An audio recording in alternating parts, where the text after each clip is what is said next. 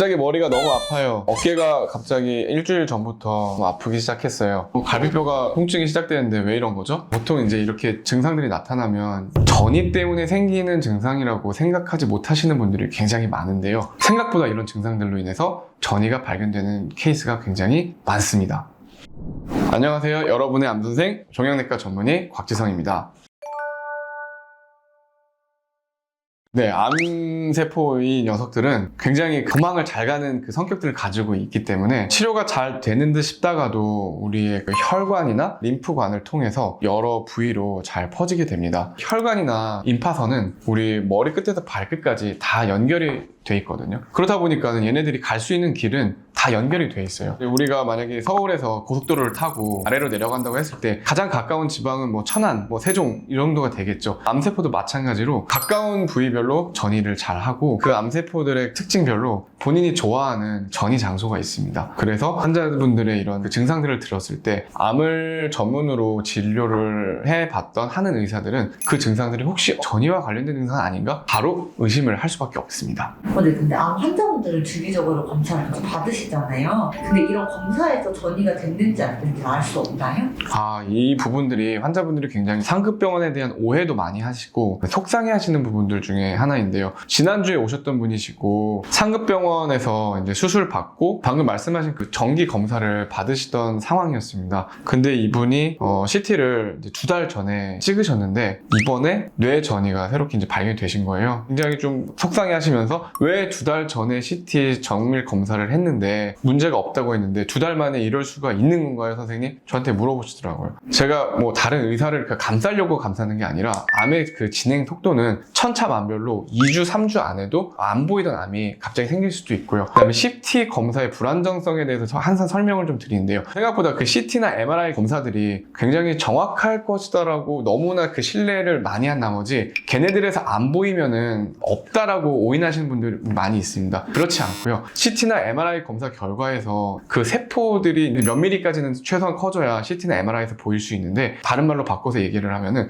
그 일정 크기가 도달하지 않으면은 CT나 MRI에서 보일 수가 없다라는 말과 같은 말입니다. 그러면 얘네들이 세포 단계에 몇 개의 세포가 있을 때 암세포가 뭐 한 10개, 100개, 1000개만 있다. 이럴 때에는 CT나 MRI에서 그 신호를 잡아낼 수는 없거든요. 그렇다면은 진료하는 의사가 환자의 몸을 샅샅이 회부를 하듯이 볼 수는 없는 상황이기 때문에 현대의학에서 현재 기술로 그 전이를 발견해낼 수 있는 그 진단 시점이 좀 제약이 있는 것도 사실입니다. 그분이 이제 호소했던 증상이 두통과 안구 통증이었는데요. 보통 이제 시신경과 뇌 쪽을 침범을 하게 되면은 두통과 안구 통증, 시력이 떨어진다던가 아니면은 사물이 두 개로 막 겹쳐서 보인다던가 이런 증상이 좀 나타날 수 있는데요. 이런 증상들이 나타났을 때 빨리 진료를 받고 그다음에 이것이 눈의 문제인지 아니면 뇌의 문제인지 감별하는 것이 굉장히 중요할 것 같습니다. 그래서 제가 지난주에 오셨던 그분께는 동네 안과를 가셨는데 그 동네 안과에서 눈의 문제는 아니다. 그래서 암 치료를 받았던 병원, 상급병원으로 빨리 가보셔라라고 안내를 잘 해주셨고 그 덕분에 뇌 전이가 발견이 된 케이스였다고 안심을 시켜드렸는데 사실은 이것보다 더 빠르게 발견할 수 있다면 그거는 인간의 영역이 아니라 신의 영역일 것 같습니다.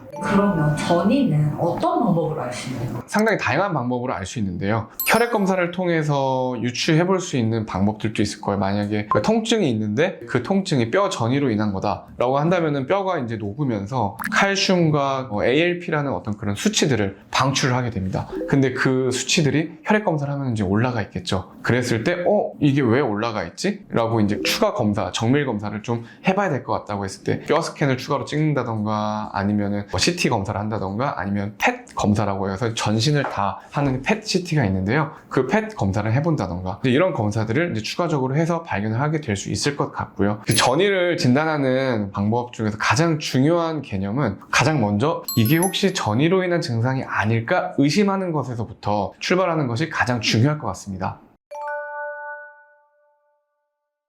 원격 전이가 있다라고 한다면은 이전 기수가 뭐 1기, 2기, 3기셨다면은 전이가 발견되면은 그때부터는 대부분의 암종이 4기로 넘어가게 됩니다. 단 예외는 이제 뭐 림프종이나 이런 그 혈액암들 같은 경우는 조금 예외 케이스로 제가 좀 빼놓고요. 고형암, 주로 어떤 장기, 저희가 대장암, 유방암, 갑상선암 뭐 이런 장기들의 경우에 전이가 있을 때 이제 사기의 경우가 되는데, 치료가 힘들다라기보다는 이제 치료를 이제 시작을 해야 되는 이제 단계죠. 그 전까지는 검사만 하면서 혹시 이제 재발하진 않을지, 전이가 생기진 않았을지 이제 이런 것들을 좀 보는 단계였다면은, 전이가 발견됐다면은 적극적으로 다시 치료를 시작해서 저희한테 유리한 쪽으로 이 암세포들을 잘 박멸해 나갈 수 있게끔 빠르게 치료를 시작하는 것이 중요할 것 같습니다. 암종별로 전이를 이제 선호하는 부위들이 좀 있는데요. 제 환자 중에 유방암 환자분 중에 뼈 전이가 있으신 분이 이제 계셨는데, 유방암은 뼈 전이를 굉장히 잘하는 암으로 알려져 있습니다. 뼈뿐만 아니라 뇌나 폐, 간 쪽으로도 전이를 잘 하는데요. 유방암 특성상. 제 환자분은 이제 호르몬 양성 유방암이었고, 10년 전에 발견이 되셔서 수술 받고, 그 이후에 10년 동안 호르몬 치료까지 같이 진행 중에 있었던 이제 환자분이신데, 진단받고 9년 차에 뼈 전이가 다발성으로 좀 발견이 된 케이스입니다. 골반뼈에도 전이가 있었고, 갈비뼈, 그 다음에 쇄골뼈, 그 다음에 복장뼈까지도 같이 이제 다발성으로 뼈 전이가 좀 발견이 됐는데, 이번 같은 경우도 이제 부모님이랑 저희 병원을 같이 찾아오셨어요. 왜냐면 이제 환자분 연령이 이제 30대로 좀 굉장히 좀 젊은 편이었고, 그 아버님의 힘든 부분들은 상급병원을 계속적으로 이제 다니면서 정기 검사를 하고 호르몬 치료를 계속 받았음에도 불구하고 중간중간에 그런 통증들이 있다고 진료실에 이야기를 했는데, 그냥 진통제를만 처방을 해줬다.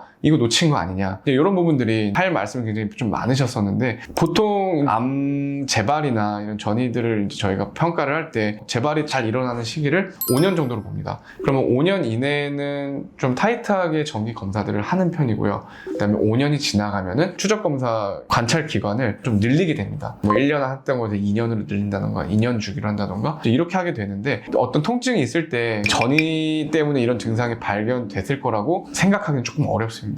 그렇기 때문에 제가 아까 말씀드렸던 전이의 그 모든 시작점은 의심하는 것에서부터 좀 출발해야 된다. 굉장히 중요한 이야기라고 좀 말씀드릴 수가 있는데요. 근데 이 부분에서 상급병원의 좀 나름의 또 고충사항은, 그러면은 이 환자만 보는 게 아니라 모든 환자들에 있어서 그 증상에 있어서 그 검사들을 해야만 한다면은 우리의 의료비가 굉장히 많이 셀 것이고, 혹시라도 과잉 진료의 우려가 또 있습니다. 그렇기 때문에 의사들의 고민은 과하지 않으면서도 딱 적절한 수준의 그런 치료와 검사들을 해야만 하는 것이 또 이제 과제인데요. 그런 부분에서 어떻게 보면은 상급병원이 가지고 있는 어떤 그런 부족한 부분들을 저희 병원에서 좀 채워드릴 수 있는 부분들이 좀 있을 거라 생각이 듭니다. 그래서 저희 환자분 같은 경우는 벌써 전이가 발견되신 지 한 3년째 이제 되시고, 그 다음에 지금 키스칼리라는 그 표적 항암제로 계속적으로 경구 항암제를 드시면서 표적 항암제와 호르몬 치료를 같이 진행 중에 계시는데요. 그래도 지금은 많이 이제 그 균형을 잘 잡아서, 그리고 암세포의 그 성장도 이제는 억제가 잘 된 상태에서 이제 흔적만 남은 상태로 계속적으로 이제 조절을 하면서 잘 치료를 진행해 나가고 계십니다. 그리고 심리적으로도 평정심을 잘 찾으셔서 저희 병원에서 관리를 잘 받고 계시고요. 기쁜 소식으로는 이제 드디어 2달 전부터 이제 일상으로 복귀를 하셔가지고, 원래는 이제 선생님이셨는데 이제 아이들 가르치는 그 업무에도 복귀를 하셔가지고 지금 일상과 치료를 같이 잘 병행해서 나가고 계십니다. 전이가 있더라도 치료가 안 되는 것도 아니고, 그 다음에 전이가 빠르게 발견되면 항암 치료를 하면서 일상생활을 같이 영위해 나갈 수 있는 방법들을 고민해 볼 수 있을 것 같습니다. 오늘은 암이 다른 장기에 전이가 됐을 때 보내는 신호, 그 증상들에 대해서 저희가 좀 설명을 좀 드렸는데요. 가장 중요한 것은 혹시 이 증상들이 전이로 인한 것은 아닐까? 골다리도 두들겨보고 건너는 습관들이 굉장히 중요할 것 같습니다. 중요한 것은 그 해당 증상에 관련된 전문과에 가서 진료를 먼저 받아봐야 될 것이고요. 그 증상이 특정 장기의 질환으로 인한 증상인지, 아니면 혹시라도 이제 암이 다른 곳으로 이제 퍼져서 나타나는 증상인지, 그런 것들을 먼저 구별하는 과정이 가장 중요할 것 같습니다. 지금까지 여러분과 함께하는 암선생 곽지성 원장이었습니다. 감사합니다.